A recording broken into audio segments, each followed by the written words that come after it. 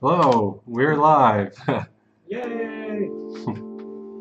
So my name's Dave, and I'm a developer with Team TripleSlash. My name is Kyle Chittenden, and I'm also a developer.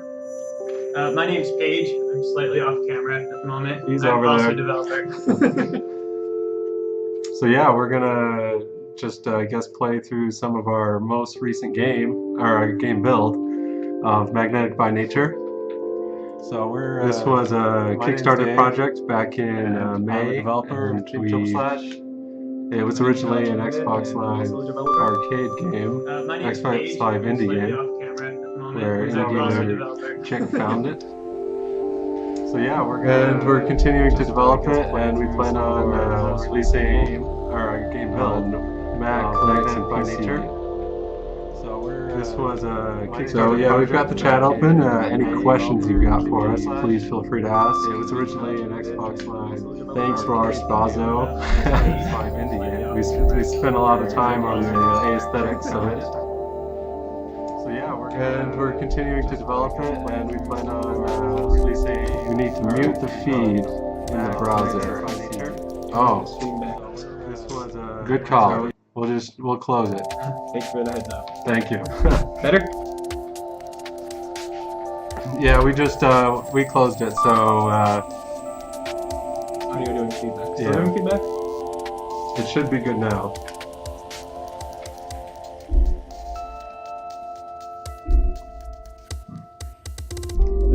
There's some delay. So Okay. ah, There we sweet. go. Okay, sweet. Alright, so there are different forms of magnets in this game. This game is all about, using magnets and using them to your advantage. Pushing and pulling, repelling and attracting. And really it's a game all about momentum and the fluidity of getting to certain places and where you want to go on time in the fastest way possible. You can see that these magnets are dynamic magnets, so they can be rolling around over there. You want to talk about magnets a little bit more? Yeah, definitely. It's kind of hard to play when. Yeah, no, I understand. So yeah, like you said, different type of magnets. Here he's got a dynamic magnet. It's kind of one that's free floating and will fly anywhere he tells it to. And he can use that. Here we've got what we call a dual magnet. It's both attract and repel. And he can use that to kind of slingshot himself. One of our core mechanics is the slingshot mechanic. So yeah. So the orange magnets are always repel, like you can repel from them, and the blue ones are always attract. And Yeah. then there are some magnets, like the dual magnet or the dynamic magnet, that have both red and blue because you can do both with them. Yeah, Nicholas, we don't understand how magnets work either. It's a combination of magic and cookies, I think.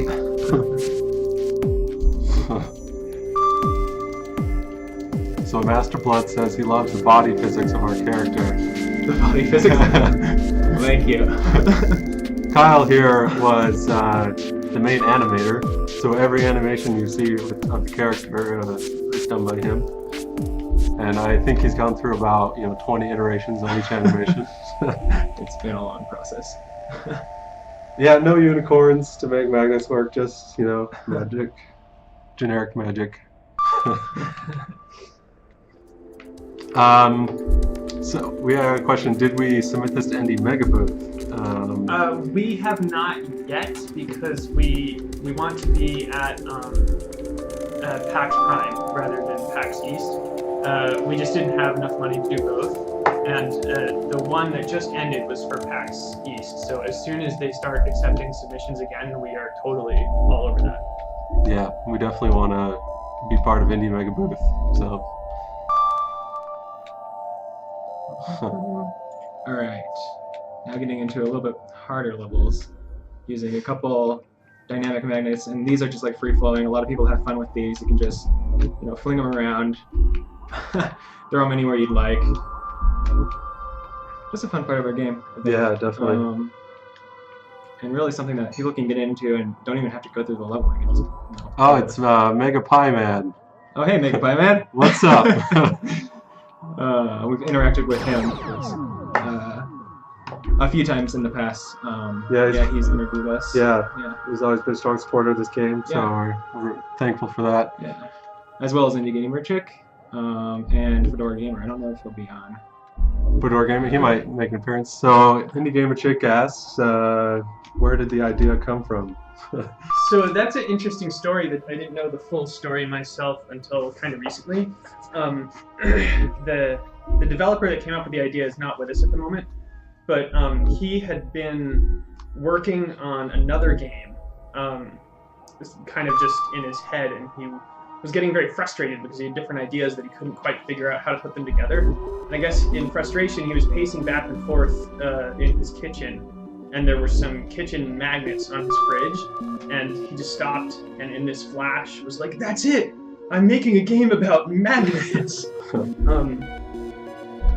Yeah, and since we've started developing the idea and like researching other games, we've noticed there are a lot of other games with magnets, but we try to use magnets in a very unique way.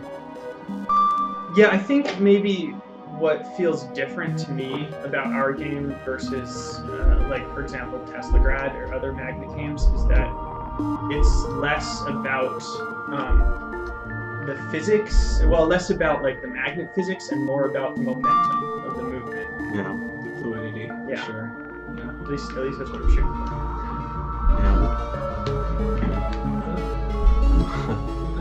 Okay.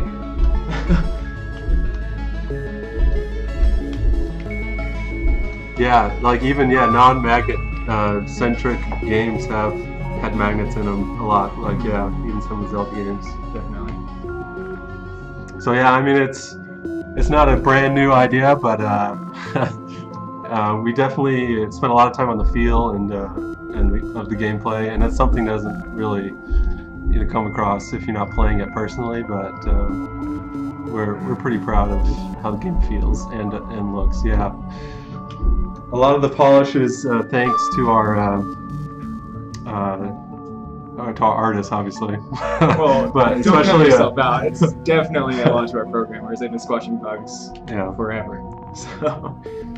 Oh yeah, we'll definitely read out the questions. So yeah, there's another question. How long do the physics take to get up into a playable form? That's an interesting question. It kind of depends on what you mean by playable. Yeah. Like. Definitely. So.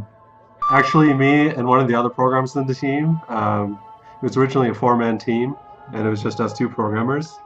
And we actually prototyped the original magnet in like an afternoon, and it was instantly fun. It definitely wasn't up to this polish, but like that's how we knew we had a good idea. Is it didn't take long to develop it into something that was fun to just play with. But we're still not satisfied with the physics. Is the question, yeah. And that guy said, it's more of a punishing, do they have checkpoints or is it all in one go? It's all in one go.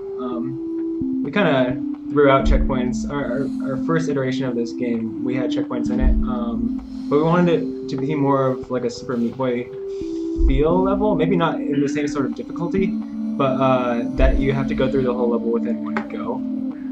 It made our level design a little bit more tight, we think, and we just like it because of that. I don't know. It's not as big levels that you don't get muddled in the running around the game. It's more of you want to use magnets throughout the whole level design. Yeah, and one thing, like you mentioned there, that it might feel like more of a Punisher game. One thing we tried to shoot for that the XSplig version definitely did not have is like a better progression of difficulty. So the sections that Kyle is playing through right now are intended to be fairly easy, so that you learn how the game works, and then it will get more difficult as you go on. And there's going to be like an unlockable bonus section that is like wicked difficult. So if you're the kind of gamer that likes a super challenge, it's there, but it doesn't smack you in the face with it immediately. Yeah, and comparing it with our old XSplig version for anybody that played it, I would say it's not so much that it's easier, but it's definitely less frustrating. And there are definitely still challenges in this new version, but I feel it's a lot more accessible and rewarding, and that's an account to like better difficulty progression. Those are the things we've been focusing on in the new version. So yeah. There were some very troll levels in Exploit version. I guess that's what I'm saying. Like the laser chase. The laser chase level, I'm sure. Those were universally hated. Yeah. Yeah. So we've definitely tweaked too. And this zone that we're showing with right here, the more orange zone, it's level 2 zone 2 levels. So we're gonna have 5 zones in a game. And that includes a very hellish level zone where it will be for those people who do like a huge challenge. This game will broaden the horizons of like all difficulty. Yeah. So, you know, it's a good ramp up for the first 4 zones, and then the hell level zone, it'll challenge some people. Yeah, definitely. And also, yeah, the end level screen is completely placeholder right now, so that's a good point. Lars Spazo, he commented that the zoom in at the end of the level is a little anticlimactic, and we completely agree. It's in the works right now, so yeah, we definitely feel it needs to be a lot better. Yeah, in general, there's a lot of like visual and audio polish that still isn't in. The core gameplay, I think, is mostly there at this point. There's a couple bugs still, but the visual and audio stuff is gonna go up a couple notches. So Indie Gamer Chick asked if we got greenlit. We actually have not submitted to greenlit yet, and we probably should soon. Yeah, we really want to. It's just so many things to do. We haven't gotten on that quite yet. Yeah. I feel like we have a fairly good chance of being greenlit.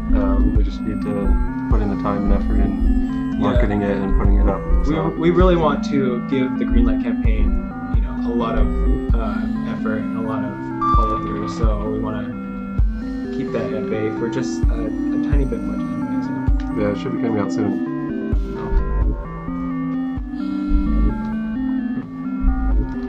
There's definitely other magnet-based 2D platformers that got greenlit though.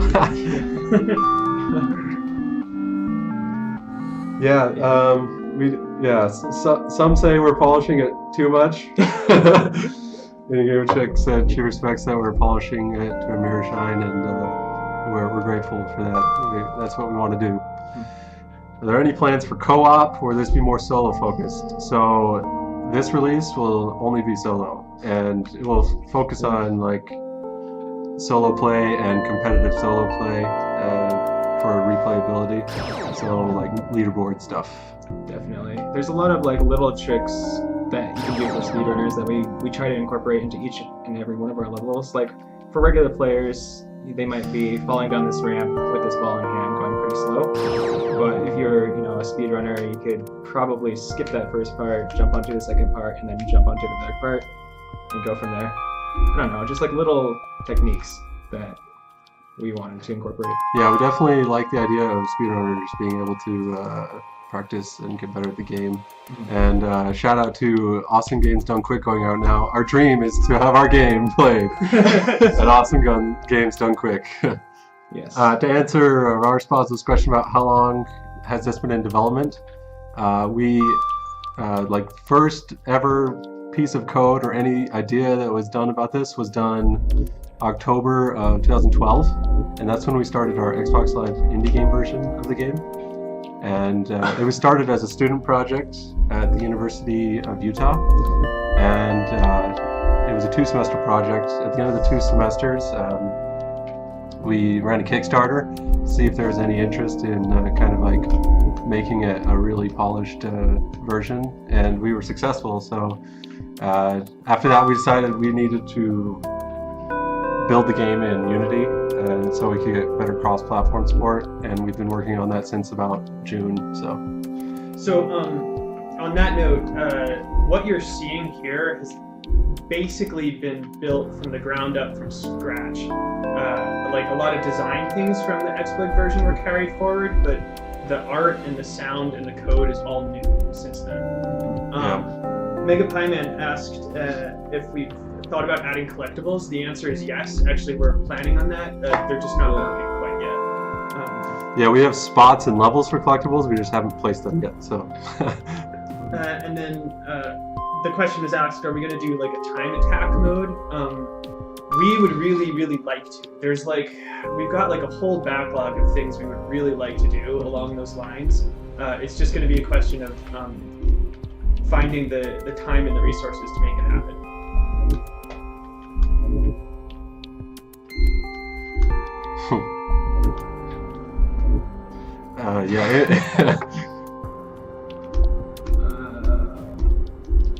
Let's see. Also, I want to shout out to our composer, whose name is Lance Montgomery, and he joined the project after seeing our Kickstarter, and he's been awesome. You're hearing all of his music right now during the game, and big shout out to him. I believe you can find his stuff on SoundCloud. Lance Montgomery is the name. What do you not like about Magnetic by Nature right now? I can tell you the top of my list. I wish that our level editor was bug-free and super polished, so we could release it to the public. Because I would love to see what other people would do. About the game itself, I don't know. What do I not like about the game itself? I wish it was longer. And I wish I didn't have to make it longer. As far as I go, there's a lot of nitpicky little bugs that happen randomly within our game. We've gotten stuck inside of walls. We've gotten magnets stuck inside of walls. We floated in midair. Oh yeah, that was so weird. There's so many and of course this happens with basically every game, I'm sure. But we're getting the game back up. It kind of ended, and yeah, it'll be up soon. But yeah, it's just a lot of little things that keep on popping up that we really don't want because we're in stressful crunch mode, and it just happens that way. But I guess that happens to everybody. So, shall we switch players? Yeah, let's do it. Do you want to play Paige? Yeah. Okay. All right, so we'll go do another run through of our short little polished release here with Paige Ashlyn at the helm. I am the least good player on the team, so this will give you a feel for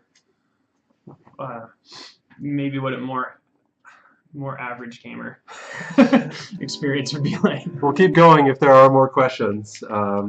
Dave, we need to... We just want something going on with the gameplay showing so more people can see it. Yeah, exactly. This is kind of a vertical slice of our game. And also, Kyle played it, and he's put in a couple hundred hours of gameplay, so he's pretty good at it. What you saw was kind of a speedrun version, I guess. Who else would you say on the team is really good? Andrew, our lead level editor developer, he mastered the game playing it on his laptop without a mouse, so he used the trackpad, and he can play the game one-handed, in his sleep. It's kind of crazy. So yeah, let's talk about our Kickstarter and its goal, I guess. We've got the two people who ran the Kickstarter. Oh yeah. If you want to come on camera and talk about Kickstarter. Yeah, so from the get-go, we always wanted this game to be something more than just a student project. And after we took it to GDC this past year, we just got so much support from professionals and from gamers alike, just saying, wow, this game's amazing, you've really got something here and you should make it a little bit bigger. So from there we were like, okay, we're definitely going to do this, and we started a Kickstarter. We set a goal for 10K, and we reached that goal. I think we got a little over 11K. Yeah, a little bit over 11K. So we were super happy from that, but it was just it was so much work. We didn't expect how much work Kickstarter would actually be. It's probably why I'm dying right now. Flashbacks are coming back. It was Kyle and I both put in it felt like 12 hours at least every single day for that month. It probably wasn't crazy. every single day, but it was Like not every single day, but we didn't sleep. It was sort of horrible. Yeah, we had countless overnighters, just answering questions, making sure that our press releases were okay, and just getting the word out to everybody we could, just so that we could get the Kickstarter to fund. Really. But actually, I mean, even though I'm complaining, like there was another side to it where it was a lot of fun. Like we got to meet a lot of other. We got to meet a lot of other like indie developers through that. It was really cool. It was a great learning experience. As far as what platforms we are hoping to release on, we're going to release for sure on Mac, Linux, and PC. As far as other platforms go, we are not liable to say. Well, we can't. We would like to be on all the big consoles. Yes, we can say that much. Yes. But yeah, it would be awesome for handheld. And that would be awesome, Gamer Chick, if you could put us in touch with somebody with Nintendo. We always thought that the 3DS would be probably the handheld system, or the Vita. Yeah, Vita and 3DS, we would definitely like to target. Yeah. So. I think touch would not be a good interface for this game. I can agree with that. We've had other people mention that this game reminds them of M+, and yeah, that is definitely true. And also, Gamer Chick, that low point of development. What was our low point? Oh, I feel like there's been a couple. There was one time when the artists,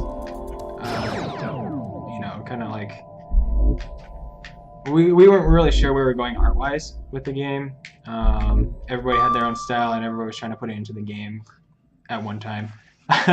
And we kind of had an argument, but it was good because like everybody got to say their word, and after that we kind of came out stronger as a team, which kind of clarified that we should work on this game together as a team, because we can solve problems rationally and not like just disperse after. Yeah, that's true. That's a really good point. Yeah, I guess that didn't touch the programmers so much, but I know the whole art team. That was a really rough time. Mm-hmm. But yeah, now we're on one cohesive style, so should be good, I think.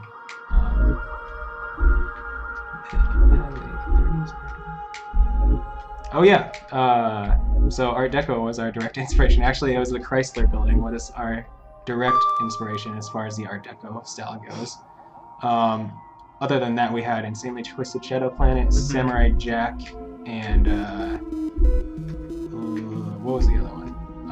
Limbo a little bit? Yeah, Limbo. Originally a little bit of Limbo. Well, and it's drifted from that though. Yeah. What was it like? I don't know if it said Knit or Night Underground. Didn't we talk about that one a little bit too? Because it kind of has like the really intense background colors, and it's not black and white, but sort of muted foreground. Right. Yeah. Yes. But yeah, I guess all four of those references really helped hit our styles. Can you think of another one, Dave? Not really. Yeah. I mean, we had others in terms of gameplay, but for art, I think that was it. Right. Yeah. Yeah. Samurai Jack was definitely one, a big one, that's for sure. Yeah, so Paige is actually playing through this pretty consistently. He's doing really well.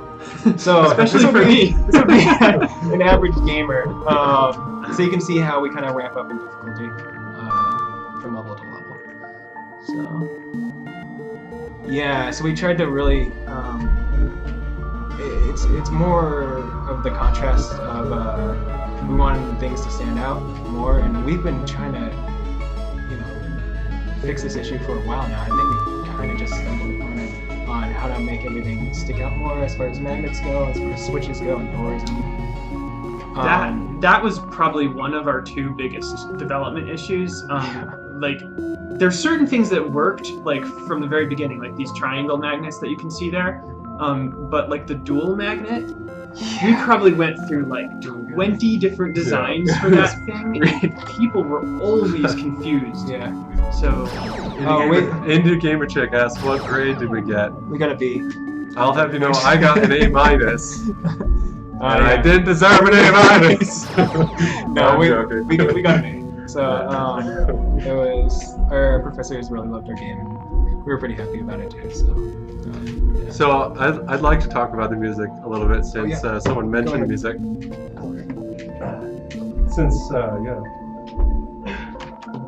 So I was. Wow. Did I do something? No, I almost killed myself. Sorry. So I was the audio engineer for this, so I can talk about some of the cool things we did with the music. What's happening is every time you play the game, it's a different experience.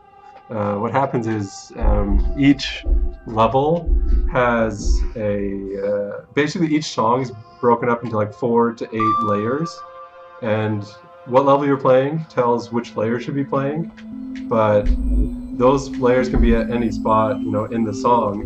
So each time you load a new level, it's a new experience, and yeah, I think it's cool. And that's also big props to our composer for being able to compose a song in many layers and be able to make it flow and repeat also, like it's doing. Indie Gamer Chick also asked who's running the gaming staff at U of U. We should definitely give them a shout out. Yeah, so Roger Altizer is one of the guys running it. How can you find him? What's his... Well, he's on Twitter at the real Roger. It's spelled kind of funny, but we can type it into the chat. The real Roger. Yeah. Yes, exactly. Yeah. So, yeah. And he's running there's also a master's program at the U for gaming, and our developer friend Kyle here is also currently doing that. So, Corinne Lewis and Bob Kessler and who's the art guy there? Mark Langveld. Yeah, they are the other bigwigs at the and all 4 of them have been incredibly supportive to us. Yeah, the University of Utah was recently ranked, like the last year they were ranked, their undergrad program was #1 and their graduate program was #2 in the nation for game dev. So it's really an awesome place to learn game dev. You're talking to 3 graduates program, so.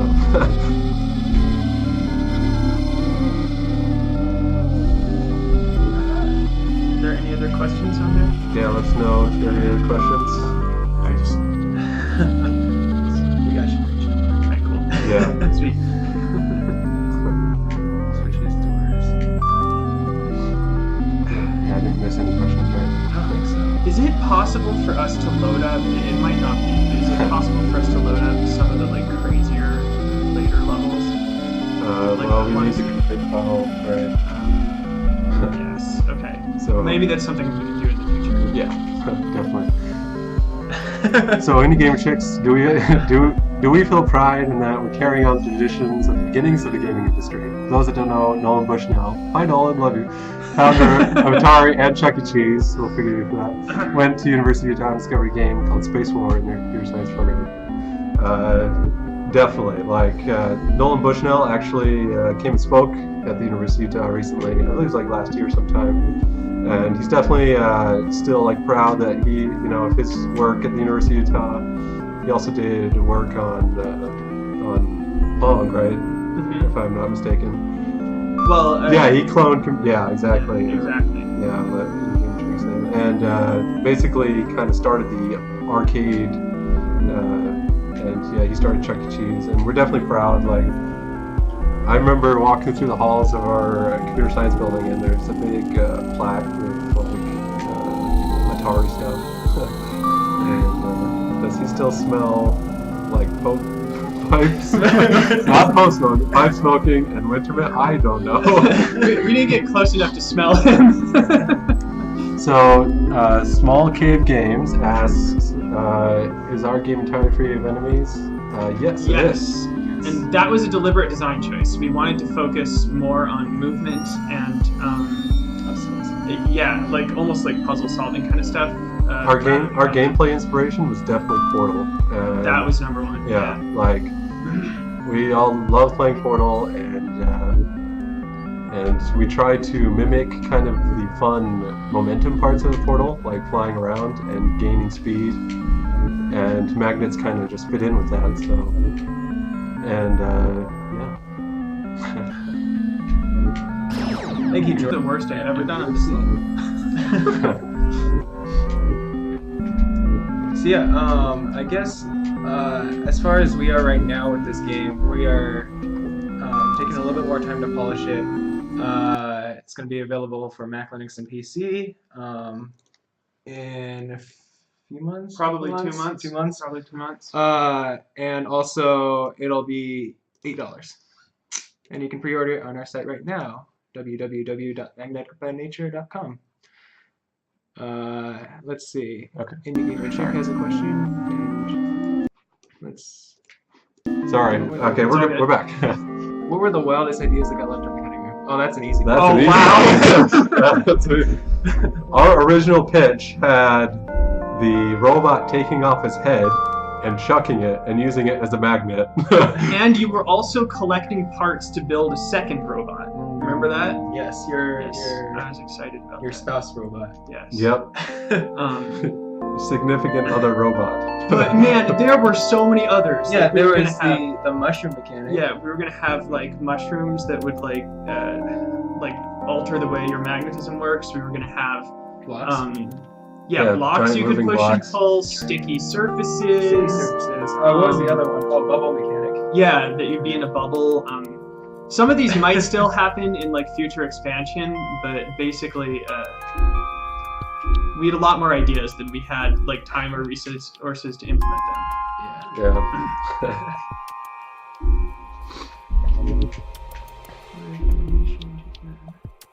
Yeah. Yes. Oh yeah. It would definitely. I would love to see some people who have not played the game play the game, and we're always interested in seeing and play testing, the game with people who have never played it, so we can get a good feel of the balance. Yeah, it's actually one of the things that's most important to us is playtesting. We've done so many playtest parties with people that haven't played our game before, and they just. So a couple more questions, if that's okay. No, go ahead. Yeah, please. Is there a light plot? I'm guessing you mean, is there any plot at all? And there is. We haven't really shown it in this vertical slice, but there will be some light plot. Yeah, that's a good way to put it, I guess. And another question: do we have any financial advice to run the Kickstarter? A little bit, yeah. We met somebody at GDC. His name is Curtis Constantine. He was one of the financial advisors for Red Thread Games, the people who made Dreamfall, yeah. So we met him at a party at GDC and just started talking to him, and luckily he was actually based in Salt Lake City along with us, which is crazy. Yeah, complete coincidence. Just like completely coincidence that he was in the same town as us. So we got back from GDC, we contacted him, and he helped us out a ton with what we should and shouldn't do for a Kickstarter game. So big props to him. Yeah. There were some other people that also gave us advice. I can't remember who, but definitely like, if anybody's thinking about doing a Kickstarter, I would say two things. Like one, like put a lot of time into it ahead of time. Like we spent months on ours before we started, and I feel like we still didn't put enough upfront time in. And the other is like, have a lot of people who've done it before look at your page and give you feedback. So yeah, Indie Gamer Check says looks like we're wrapping up, but we'll take any last questions, I guess. But yeah, thanks so much for tuning in. And we love to get more people in the know about our game. We love developing it, and it's been a blast. Definitely. Check out our Facebook page, TripleSlash Facebook page, and then at Team TripleSlash is our Twitter, I think. Indie Gamer Chick linked to it already. So thank you, Indie Gamer Chick, for letting us have this opportunity. And just stay in touch with us. We love to hear feedback from the community, and any one of you who wants to, say anything about our game, whether good or bad, or you get, please do. So. Yeah, definitely. Thanks everyone, and we'll stick around if anyone wants to ask more questions, I guess. Cool. Thanks, guys. Thanks everybody. Bye.